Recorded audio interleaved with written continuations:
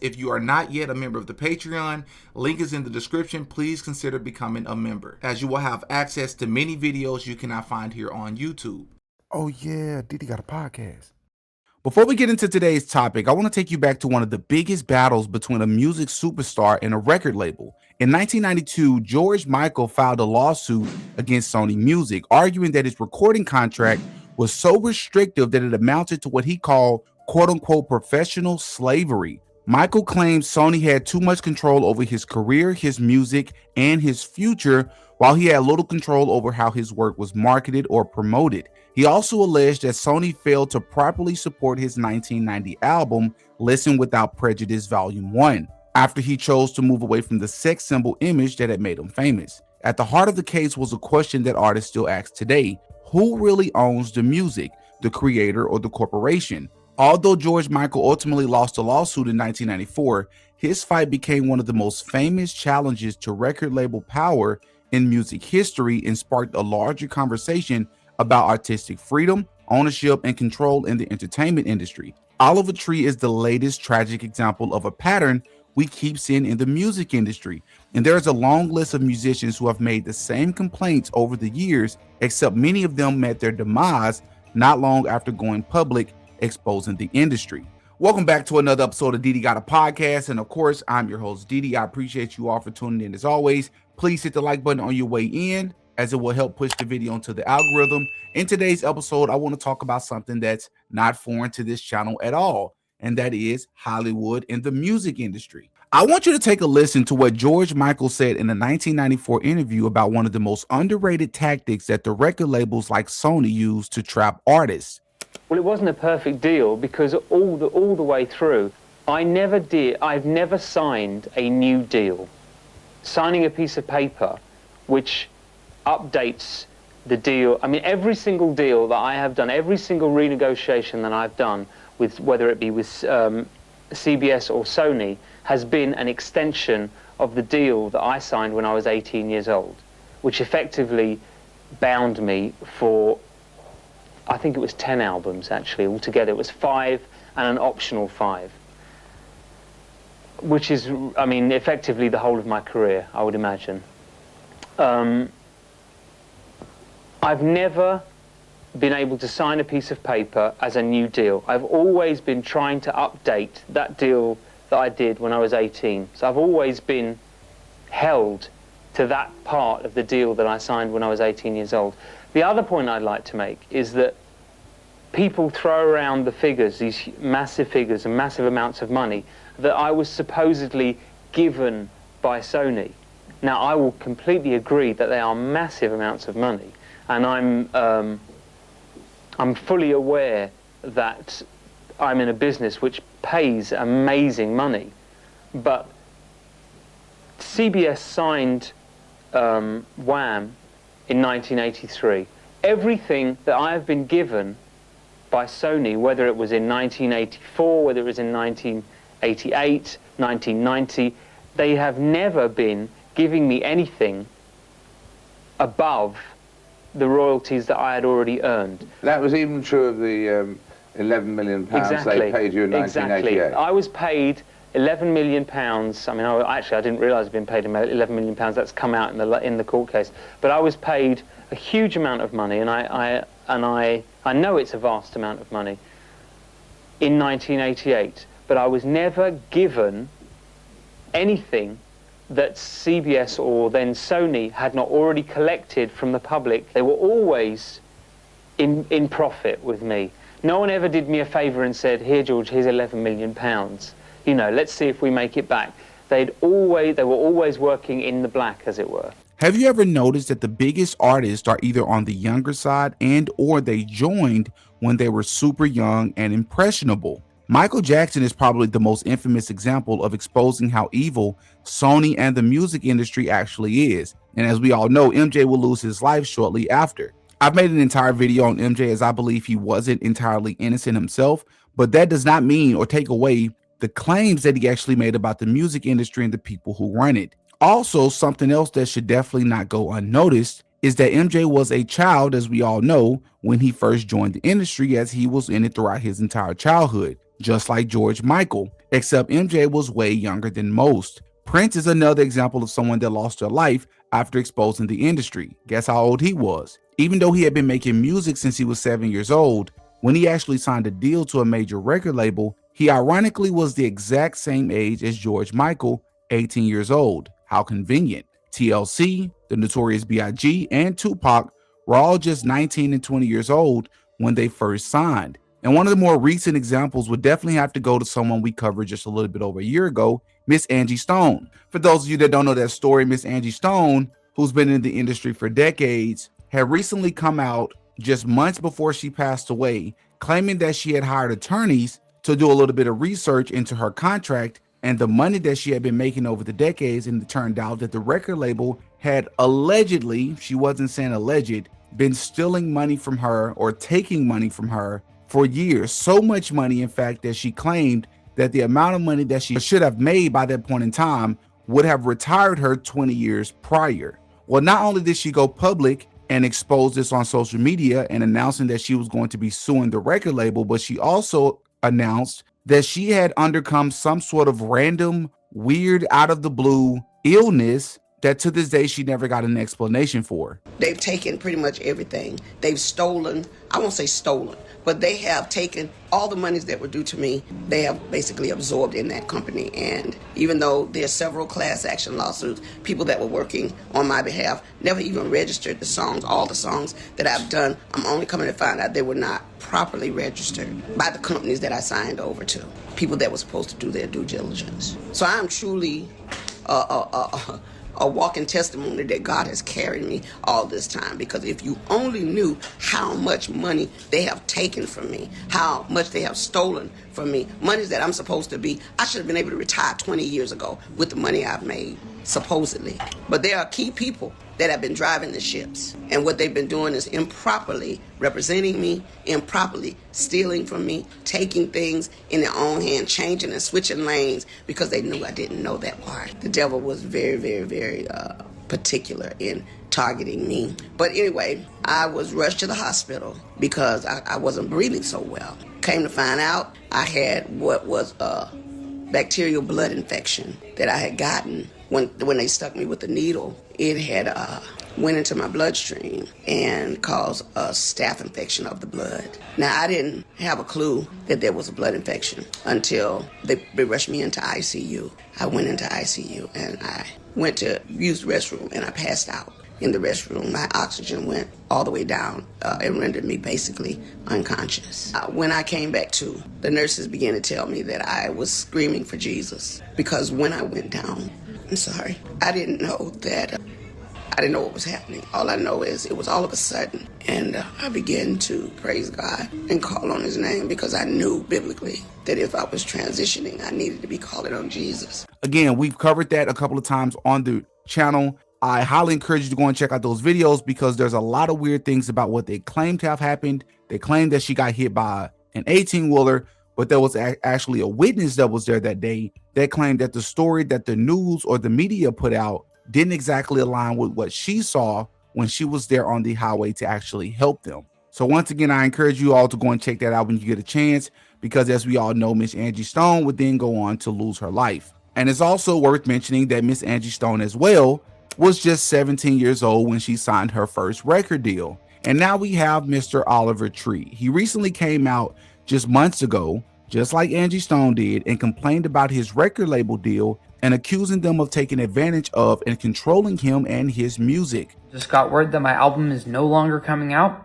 Love You Madly, Hate You Badly is officially canceled, and I'm parting ways with Atlantic Records. Behind the scenes has been nothing short of a nightmare. I have no marketing budgets for music videos, no digital ad spend. Nobody really cares in the building, it seems like. I made a lot of money for Atlantic Records, and they don't seem to remember that.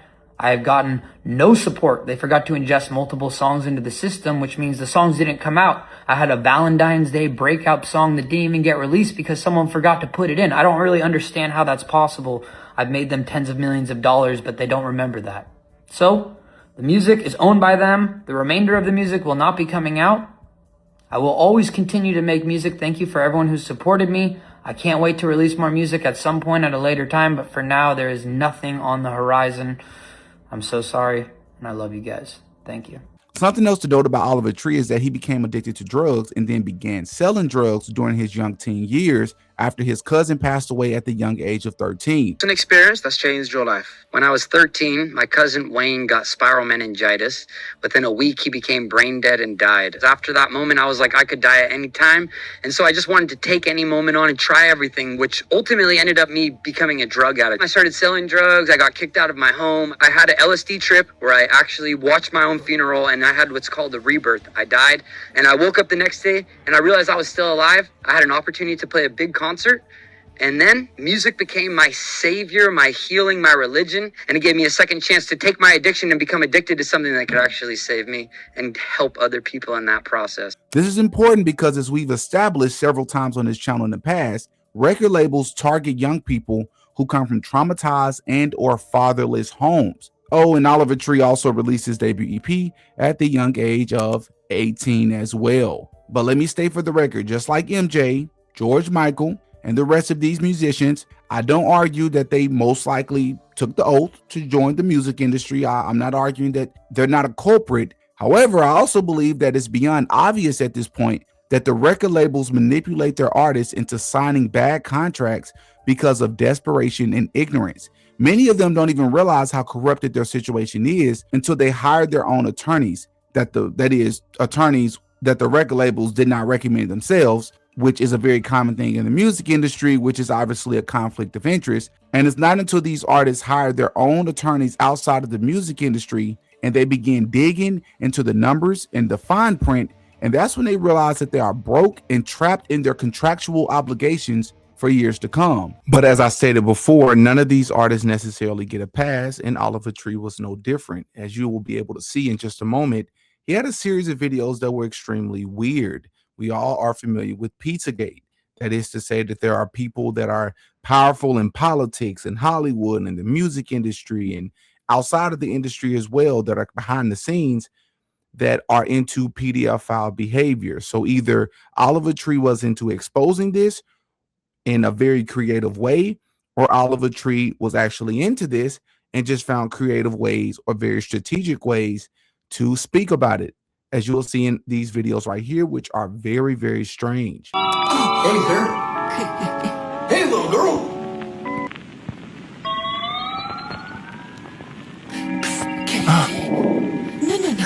No te asustes.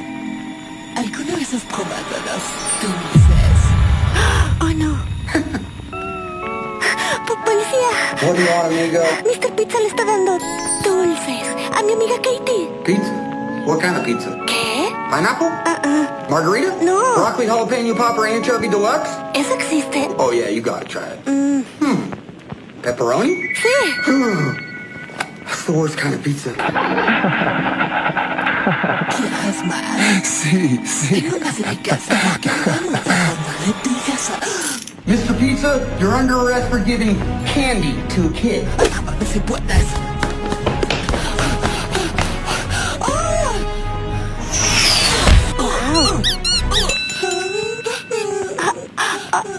Come on, kid. You're my witness.